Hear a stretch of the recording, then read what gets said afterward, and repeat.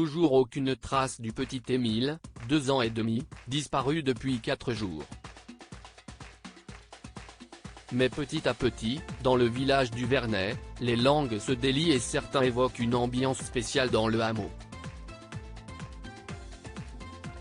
Depuis le samedi 8 juillet, le petit Émile, 2 ans et demi, est porté disparu.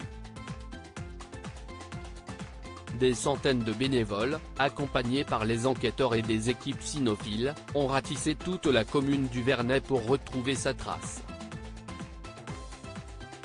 Malheureusement, ces recherches n'ont rien donné. Ce mercredi 12 juillet 2023, une décision lourde de sens a été prise, l'enquête judiciaire en recherche des causes de la disparition va se poursuivre, notamment par l'analyse de la masse considérable des informations et éléments collectés depuis 4 jours, est-il précisé. L'enquête se tourne donc vers les proches de la famille d'Émile. Nos confrères du Parisien sont allés à la rencontre des habitants de ce petit village de 125 âmes. Tous tentent de prouver leur innocence, et parfois les langues se délient. Il y a une chose de sûre, si est Wichi, on est solidaire de tout, affirme Joël. Mais voilà qu'un témoignage intrigue.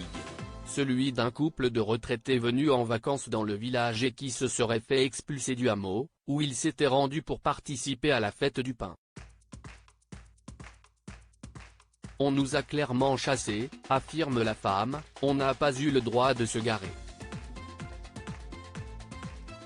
Et apparemment, selon un habitant du village, l'ambiance est spéciale, tout le monde ne s'entend pas forcément. Les grands-parents d'Émile, qui possèdent une maison de vacances dans le village, sont bien connus des habitants. Et pour certains la famille d'Émile vivait un peu comme dans une secte.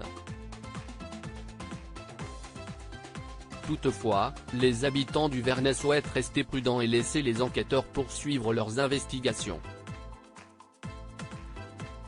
Ces derniers ont d'ailleurs rendu publique une information capitale.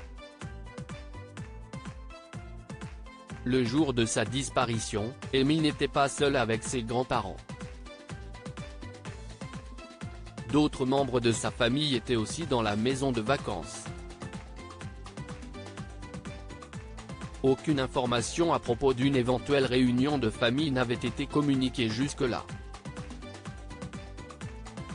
BFM TV a indiqué qu'une dizaine de personnes étaient réunies, dont plusieurs oncles et tantes de l'enfant, des personnes de tout âge dont certaines mineures.